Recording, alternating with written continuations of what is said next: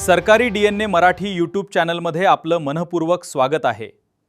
माहिती हक्काची फक्त सरकारी डीएनए मराठी सोबत।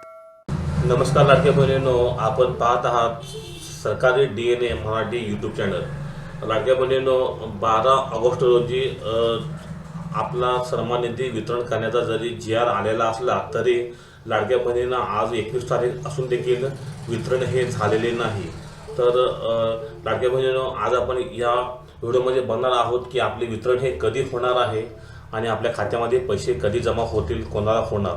तर पैसे कोणाला जमा होणार आहेत तर ज्या सर्व पात्र लाडक्या बहिणी आहेत आणि ज्यांना एप्रिल महिन्याचा हप्ता जमा झालेला आहे अशा सर्व लाडक्या बहिणींना आपला सन्मान निधी हा जमा होणार आहे। सन्मान निधी कधी जमा होईल तर लाडक्या बहिणींनो, आपण पाहत आहात की रक्षाबंधन हे जवळ आलेले आहे आणि हे रक्षाबंधन जवळ आले असल्याने सरकारने हे वितरण थांबवलेले आहे। पूर्ण देशभरामध्ये जिथे यांचे सरकार आहे, उदाहरणार्थ मध्य प्रदेशामध्ये यांचे सरकार आहे आणि तिथे देखील वितरण थांबवले आहे। कारण देण्यात आले आहे की भाऊबीज हे रक्षाबंधन आल्यामुळे रक्षाबंधनाला 1750 रुपये हे आपल्या खात्यामध्ये जमा होतील।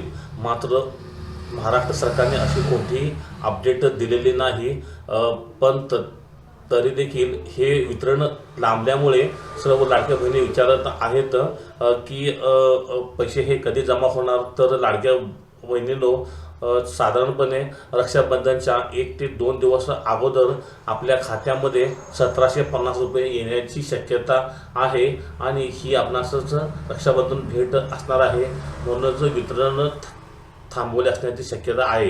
तर सर्व लाडक्या बहिणींनी काळजी करायचं कारण नाही आहे। आपला जो सन्मान निधी आहे तो 1500 प्लस 250 असा 1750 हा रक्षाबंधनच्या 1-2 दिवस अगोदर आपल्या खात्यामध्ये जमा होण्याची शक्यता आहे आणि जर वरचे 250 रुपये जमा नाही झाले तर 1500 तरी फिक्स आपल्या खात्यामध्ये जमा होईल।